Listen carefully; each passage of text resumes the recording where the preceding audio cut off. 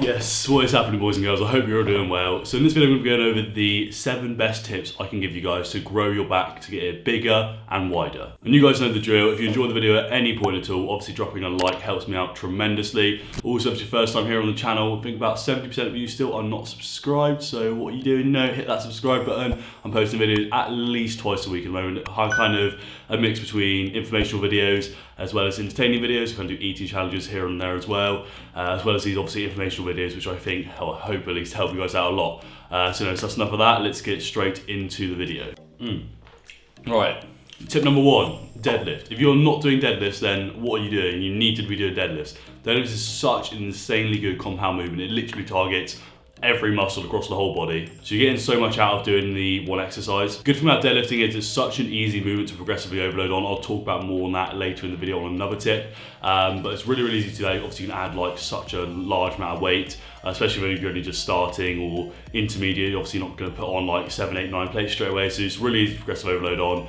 It's a really fun movement as well. Like who doesn't love just picking up a fuck ton of weight and dropping it on the floor again? But on a serious note though, the deadlift is such a good movement. Obviously it's up there with the top compound movements, including bench, squat, overhead press as well. So if you're not doing deadlifts, obviously I know the gyms are still closed in the UK, very annoying I know, but when you get back into the gyms, if you're not doing deadlifts, you have to be.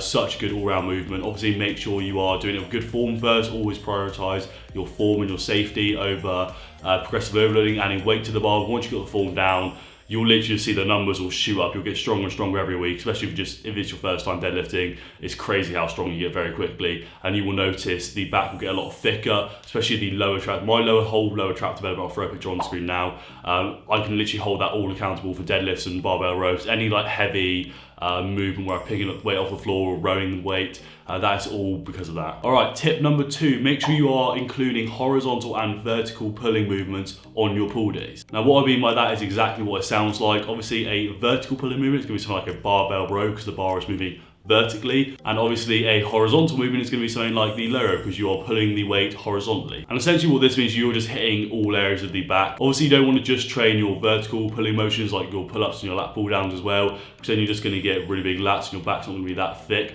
Kind of the problem that happened with me, not going to lie. I really neglected all my horizontal pulling movements. But then if you do things like low row, obviously you're going to increase the thickness as well. And it's just to make sure you've got that all-round, well-developed back. Make sure you include exercises for, rear delts, for your lats, lat pull down will be pull-ups, horizontal pull, vertical pull. Make sure you're just hitting all areas of the back. Don't just neglect one little part. So yeah, very quickly, some of the good exercises I recommend for vertical pulls is barbell row, seated dumbbell row, where you put like one leg on the chair and row like that. You can do double dumbbell row. They're all very good. Vertical pulling movements, horizontal, you've got the low row. You can do so many low row variations. I'm sure there's probably a few more, I can't think of any on the top of my head though. And obviously pull-ups, lat pull down, really, really good for lat exercises as well. And obviously the deadlift, like I just said in the first point, is also a very good back exercise. All right, tip number 3, activate your lats before you get into your main working sets on whatever exercise you're doing. And this is really, really important because so many people come up to me like, oh, how do you engage your lats? I don't feel my lats work. And I do understand where they're coming from, because training your lats and engaging them, getting the muscle to actually feel like it's working, it's very difficult to establish that mind-muscle connection with the lat. May sound really, really deep and meaningful, but it is quite difficult to engage in the lat, especially first time. For example, pull-ups or lat pull downs, it can often quite feel like your biceps taking over instead of your lat. Tip for that, just on the side I have, is obviously make sure you're pulling through your elbows. If you're doing a pull-up, you want your elbows to come down. You don't want your bicep to kind of be taken over. If you know what I'm talking about, you would have understood if you've done the exercise. Make sure you're pulling through the elbows. The elbow is the movement, not your biceps, so you're really engaging the lats. Anyway, back to the main point. Obviously, training your lats prior does mean you get more blood flow in there. Jeff Nipple actually showed a really good exercise for this in one of his videos. I'll throw it on screen now. I think it's the single arm lat pull-in, I think he called it, when you're on your knees and you use the cable. Really, really good for activating the lats individually before you do a big exercise like deadlift. I engage my lats before I deadlift. I get a resistance band, I do some lat pullovers or even just some really light lat pull down on the machine, just so I can really engage my lats and get them locked in before I do any sort of deadlifting. And believe it or not, I actually warm up and activate my lats before I bench press. A lot of people think like, whoa, that's so weird. Obviously, the bench press is a pushing movement, but obviously, yes, it is, but your lats play a huge role in the bench press. Obviously, that's a topic for a whole other video. I'm sure you can go do some research on that if you're interested. But even activating your lats before things like that can help you really engage, get that tight, nice arch before you press, and makes it significantly easier. But yeah, if you're not activating your lats before you do any exercises, even just a good point to warm up on them, you get a resistance band like this. You can get the thinner red one I used to have, but I snapped it, not gonna lie, because I've been using it so much. But yeah, they're really, really good for warming up in general, like your rotator cuff and your shoulders and your lateral raises and stuff, but they're really, really good for activating the lats prior to doing movements. And if you struggle to engage with your lats when you're doing any sort of pull-in movement and you don't really feel the muscle working, just try and get some blood flow in there beforehand, and you should feel the muscle working a lot more. All right, point number 4, work in the correct rep range. Now, it's been scientifically proven that the best rep range for muscle building hypertrophy is 8 to 12 reps.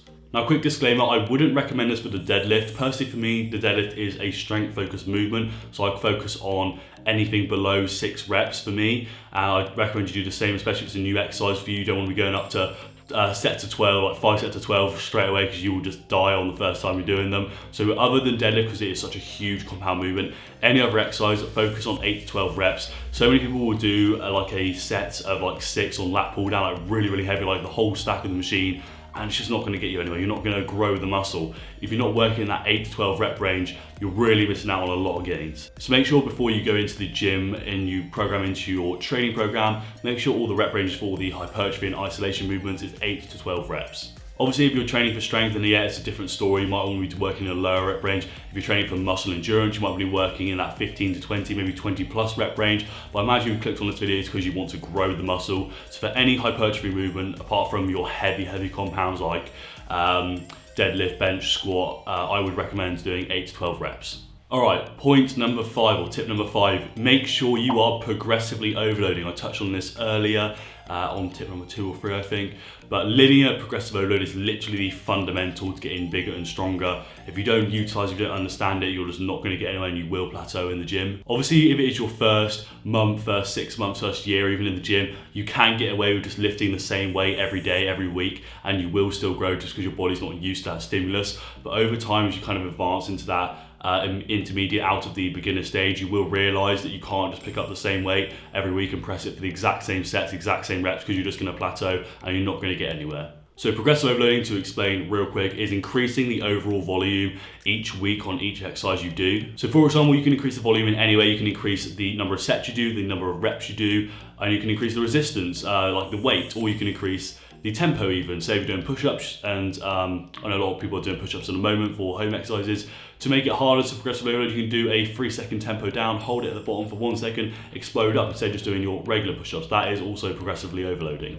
But yeah, a little tip, what I'm going to do, just to give you guys some guidance. First week back in the gym, I'm going to keep it really, really easy. I'll do a whole other video about this, but I'm just going to do like 2 sets of 10 on lat pull down, lower all the exercises. Then the week after, I'll do 3 sets of 10. Then I'll do 4 sets of 10. And then I'll slowly up the weight as well each week, just to make sure I am progressively overloading, make sure I'm getting stronger. Essentially, it kind of goes hand in hand. The stronger you get generally means the bigger you're going to get as well. Obviously, you need to break down, build more muscles, get stronger, so that means you are physically getting bigger. So if you're not progressively overloading, make sure you are doing that when you're back at the gym, or even now if you can train. It's an absolute staple, and you need to be doing it in order to grow a muscle. All right, tip number 6 is train your rear delts, people. Now, this is one of the most neglected muscle groups that I think there are, probably nearly as much as the calves, and we all know how little we all train calves out there. Not only is rear delt so important for the overall thickness of your back, obviously it kind of makes you look wider from the side on, but obviously it's really, really good for posture as well. So a lot of people have those kind of bent over shoulders, we'll show you from the side. A lot of people's shoulders will be kind of like rounded like this, and that's because they're doing so many pressing movements. You often see a lot of rugby players, because they're doing so much pushing in a scrum and stuff, they'll have really rounded shoulders like this. Training your rear delts helps pull those shoulders back into place, makes your chest physically look bigger as well, and it really is really, really good for your overall posture. So training your rear delts is actually really, really important. I actually train it 3 times a week, just because I actually did fall into the trap of neglecting it a lot at the start. It's really, really good for making that whole like 3D shoulder look as well. If you want to have those big like boulder shoulders, obviously you need to be doing rear delt raises or face pulls or any exercise to activate the rear delts. So just go over your program, try and make sure you are incorporating all the muscle groups in your programming. If you realize that you are lacking a certain muscle, whether that be front deltoid or even the rear deltoid, obviously make sure you are definitely including that. Like I said, it's really good for posture, and you will thank yourself when you're older for training them so much and not having the imbalance. Right, tip number 7, and I'm sure you've heard me talk about this so many times in videos before, but make sure you're eating in a caloric surplus. Eating in a caloric surplus is going to benefit you so much more significantly than if you're eating it even at a maintenance or obviously in a deficit. Eating in a caloric surplus just essentially means you are intaking more calories than your body is burning, so you have extra energy, extra food, extra fuel to rebuild more muscle. I've done a whole video talking about how to calculate your caloric maintenance and how to work out how to be in a deficit and surplus. Put a card to that in the top right or left, can't remember what side it is, on the screen now, and also I'll leave a link down in the description below. Kind of go into depth about a really good way and efficient tool to work out your caloric maintenance and how to utilize it. But yeah, obviously I think that is a given. The more food you eat, the more likely you are to build muscle. It's just how it works. So if you haven't got your diet in check already, in fact, that probably should have been the first point in the video, not gonna lie. Your diet is the most important thing. It literally is like diet 80%, gym 20%. If you don't have the food to fuel your body when you are breaking down muscle, then how do you expect to rebuild it? How do you expect to grow and get bigger when you're eating such little food for your body? So I highly recommend checking out that video I made on working out your caloric maintenance. Is actually really beneficial. Once you understand how to utilize it, you'll definitely see you're progressing a lot more in the gym as well, just because you have that right amount of food to fuel your workouts. So yeah, boys and girls, I guess the only other thing I would say is work hard when you're in the gym, work hard when you're out of the gym, when you're dieting and making food and consuming food as well. You will know if you're not working hard enough. If you go into the gym and you're kind of just like throwing a few dumbbells around, you're not really engaging in the exercise, you're on your phone a lot, then obviously you know you're not going to be getting the most out of your exercises, you're not going to be getting the most out of growing, and it's kind of on you. Now, I'm not saying go to absolute failure every set, every workout, because how would you expect to progressively overload that if you're literally going all out, balls to the wall, every exercise on every movement on every gym?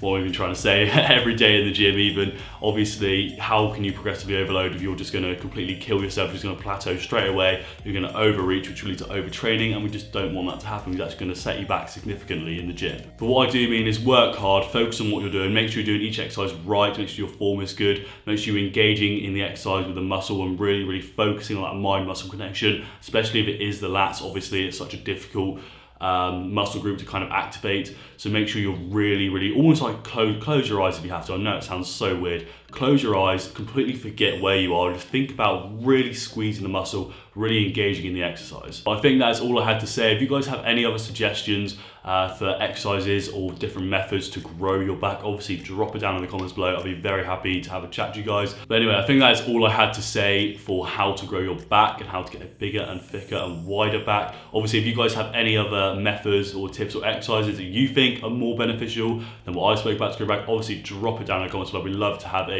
conversation with you guys on there, or you can follow me on Instagram, drop me a DM, it's at @AaronRobsonYT, and we can have more of an in-depth conversation on there as well. Also, if you want me to do other videos on how to grow other muscle groups of your body, I can't say I'm that qualified on other muscle groups, as my back is by far my biggest, most dominant muscle group. But obviously, I have a fair bit of knowledge on other muscle groups as well. If you want to see other videos like that on how to grow a certain specific muscle group, let me know in the comments again, and obviously let me know by dropping a like on the video too. Other than that, boys and girls, thank you very much for watching this video. I hope you're all doing very well. Enjoy the rest of your day or the end of your day whenever you're watching this. Thank you very much for watching, and take care, and I will see you in the next one.